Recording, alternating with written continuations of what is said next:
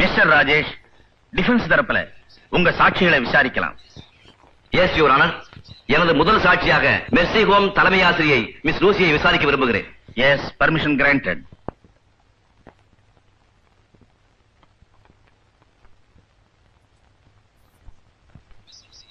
Miss Lucy, நீங்க எத்தனை வருஷமா ஆசிரியை வேலை பார்க்கறீங்க? கடந்த 15 வருஷமா. உங்களுக்கு கல்யாணம் ஆயிடுச்சா? எனக்கு இன்னும் கல்யாணம் ஆகல. குழந்தை இருக்கா? Order, order. Defence lawyer, please proceed. மறுபடியும் கேட்கிறேன், உங்களுக்கு குழந்தை இருக்கா? ஒரு பெண் குழந்தை இருக்கு. உங்க குழந்தைக்கு என்ன வயசாகுது? 12 வயசு ஆகுது. அந்த குழந்தைக்கு தகப்பன் யாருன்னு சொல்ல முடியுமா? Gnanaraj. I strongly protest your honor. Gnanaraj கொலை செய்யப்பட்டு விட்டார். குற்றச்சாட்டுகளை மறுப்பதற்கு வாய்ப்பில்லாத அவர் மீது வீண் பழி சுமத்துவது சரியல்ல. யுவர் ஆனர், ஞானராஜ் மீது பழி சுமத்துவது எனது நோக்கமல்ல. எனது விசாரணை முடிவில் வழக்குக்கும் இந்த சாட்சியத்துக்கும் எவ்வளவு நெருங்கிய தொடர்பு இருக்கிறது என்பதை எனது பேரன்பிற்கும் பெருமதிப்பிற்கும் உரிய ப்ராசிக்யூட்டர் அவர்களை உணர்ந்து கொள்வார்கள். Objection over ruled. Miss Lucy, அவருக்கும் உங்களுக்கும் பிறந்த அந்த குழந்தைக்கு கருணை வள்ளல் ஞானராஜ் ஏதாவது பணம் கொடுத்து உதவினாரா? அவர் இந்த உதவியும் செய்யல. ஆனா அவருக்கு நெருக்கமானவங்க உதவி செஞ்சுட்டு வர்றாங்க.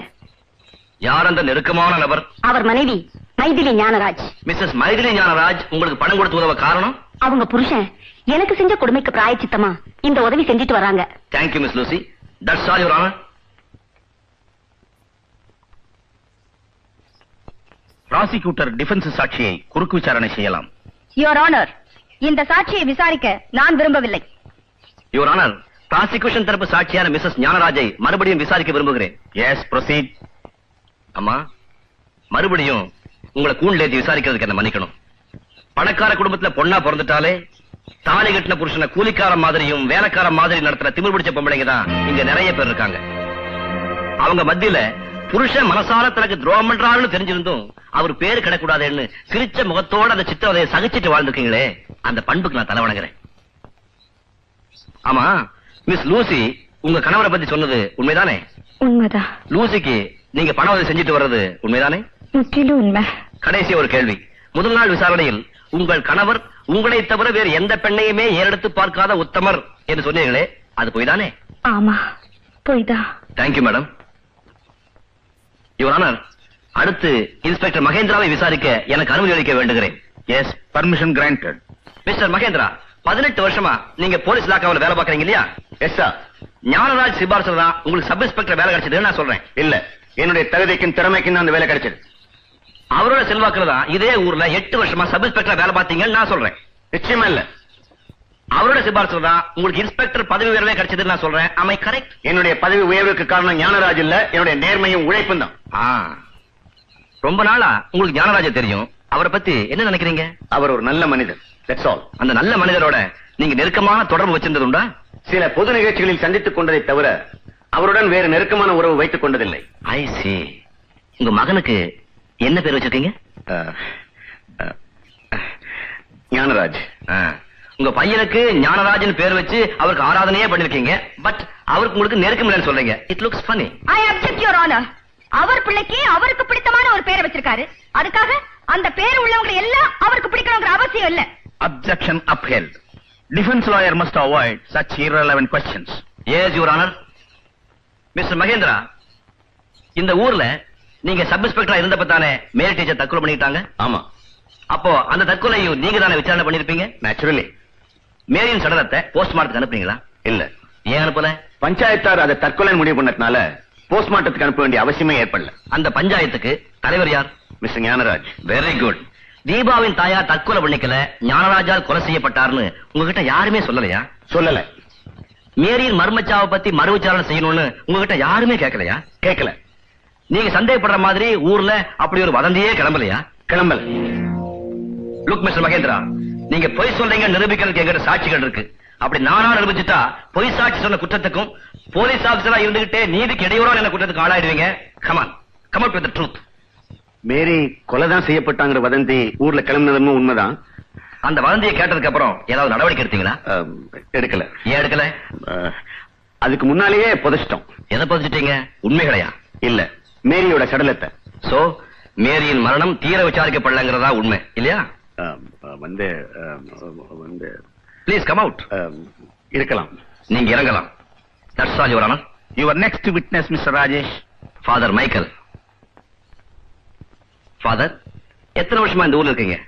30 வருஷமா இருக்கேன். டீச்சர் மேரி உங்களுக்கு தெரியுமா? நல்லா தெரியும். மேரியின் மகள் இந்த தீபா உங்களுக்கு தெரியுமா? அவ சின்ன குழந்தையா இருந்த போதே எனக்கு தெரியும். மேரியின் மரணத்துக்கு அப்புறம் தீபா உங்க பாதுகாப்புல தானே இருந்தா? ஆமா. ஆனா கொஞ்ச நாளைக்கு பிறகு திருச்சியில இருந்த அவ சித்திக்கிட்ட அவளை நான் ஒப்படைச்சிட்டேன். உங்களுக்கு கொலை உண்ட ஞானராஜ தெரியுமா? நன்றாக தெரியும். ஞானராஜ் தீபாவின் தாயாரை கற்பழித்து கொலை செய்து விட்டார் என்பது உங்களுக்கு தெரியுமா? மன்னிக்கவும், இந்த கேள்விக்கு என்னால் பதில் சொல்ல முடியாது. காரணம், அந்த நிகழ்ச்சியை நான் கண்ணால் பார்க்கவில்லை. இந்த போட்டோவில் இருக்கும் கல்லறை யாருடையது என்று சொல்ல முடியுமா? தீபாவுடைய தாயார் மேரியுடைய கல்லறை. அதில் சில எழுத்துக்கள் தெரிகின்றனவே, அதை கொஞ்சம் படித்து சொல்ல முடியுமா? ஞானராஜை கொல்வேன் என்று எழுதப்பட்டிருக்கிறது. இது யாரால் எழுதப்பட்டது? இந்த தீபா 10 வயது சிறுமியாக இருந்த போது எழுதியது. எப்போது எழுதப்பட்டது என்று சொல்ல முடியுமா? தீபாவின் தாயார் அடக்கம் செய்யப்பட்ட மறுநாள். கல்லறையில் தீபா எழுதியதை நீங்கள் நேரில் பார்த்தீர்களா? நேரில் பார்த்தேன். Thank you father. யுவர் ஆனர், இந்த போட்டோவை டிஃபென்ஸ் தரப்பு தடயமாக கோர்ட்டில் தாக்கல் செய்கிறேன்.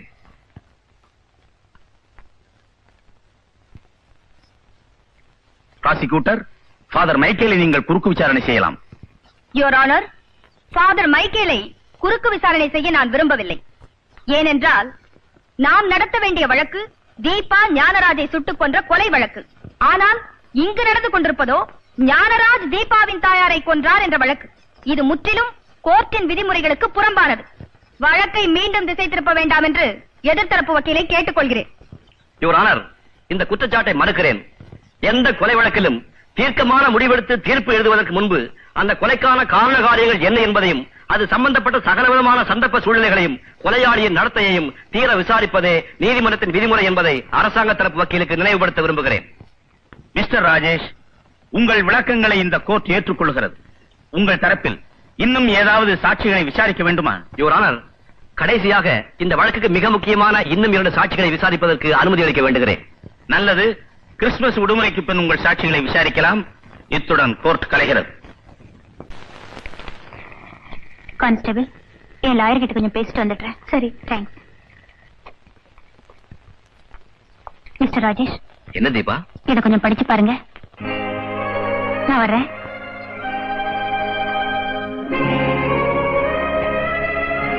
மிஸ்டர் டிஃபென்ஸ் லாயர், என்ன மேடம்? உங்ககிட்ட ஒரு சந்தேகம் கேட்கலாமா? நீங்க தான் சட்டத்தை கரைச்சு குடிச்சவங்களாச்சே, உங்களுக்கு கூடவா சந்தேகம் வந்துடுச்சு?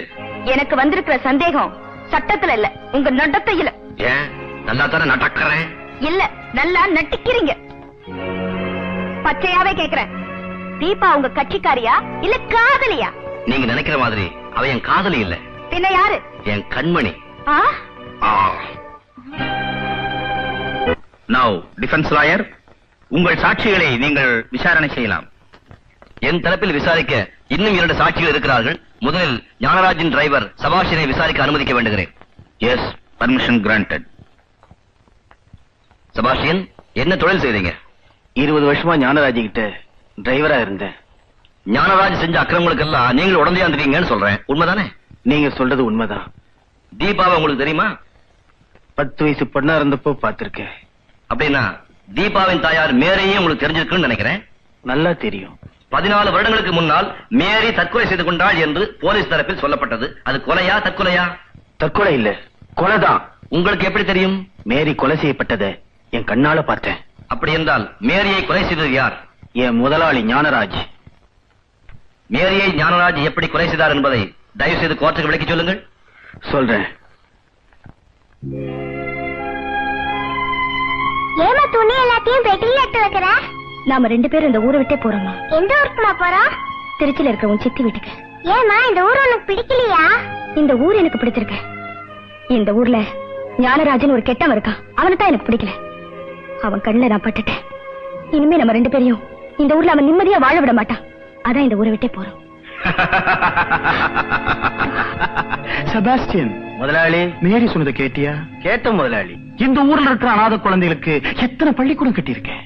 இந்த ஊர்ல இருக்கிற அபல பெண்களுக்கு பணத்தை பணம்னு பார்க்காம எவ்வளவு வாரி வாரி அரைச்சிருக்கேன். என்ன போய் கெட்டவன்னு சொல்றாடா? மேரி டார்லிங், இது நியாயமா? ஊரே உன்னை புகழலாம், ஆனா எனக்கு தெரியும் நீ ஒரு பசுத்தோல் போத்திய புலி. ஞானராஜ், இப்ப நீ இங்க எதுக்காக வந்திருக்கேன்னு எனக்கு புரியுது. நான் மானத்தோட வாழறவன். மரியாதை என்கிறது வெளியே போயிடு. வீட்டுக்கு வந்து விருந்தாளி எப்படியா விரட்டி அடிக்கிறது? நான் வந்த வேலையை முடிக்காம போனேன்னா ஆண்வர்க்கமே என்ன கேவலமா பேசும். வேற ஒண்ணும் இல்ல, ஒரு 5 நிமிஷம் நீ என்ன சந்தோஷப்படுத்தினேன்னா அடுத்த நிமிஷமே இந்த வீட்டை விட்டு வெளியே போயிடுவேன். அதுதான் இந்த மேரி கிட்ட நடக்காது. நடத்தி காட்டம்.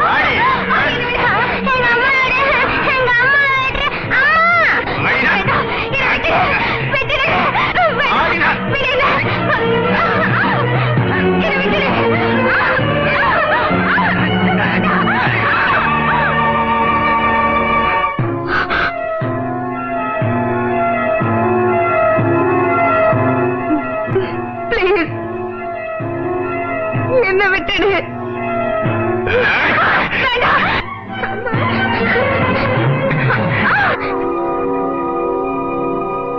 செபாஸ்டியன், வராளி, என் நீண்ட நாள் ஆசை இன்னைக்கு தாண்டா நிறைவேறுச்சு. வாடா போலாம். நில்லுடா. என் மானத்தை பறிச்ச உன்னை உயிரோட வெளியே போக விட மாட்டேன். மிருக வெறி பிடிச்ச பிசாசு என்னையோட தொலைஞ்சு. என் உயிரை பறிக்க இந்த உலகத்துல இன்னும் எவனும் பிறந்து வரலடி.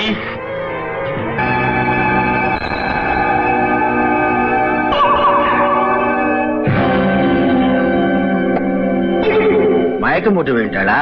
மண்டைய போட்டாரா? ஐயோ, செத்து போயிட்டாளா? இப்ப என்ன முதலாளி செய்யறது? செய்யறது என்னடா? கழுதைய கைத்துல கட்டி தொங்க விட்டுட்டு தற்கொலைன்னு சொல்லிட வேண்டியதான். முதலாளி, சொன்னதை செய். ஞானராஜ் உத்தரவுப்படி மேரியோடைய சடலத்தை நான் தான் கைத்துல கட்டி தொங்க விட்டேன். தற்கொலை பண்ணிக்கிட்டதா ஊரை நம்ப வச்சேன். கர்த்தர் மேல ஆணையா சொல்றேன், இதுதான் நடந்தது. I see.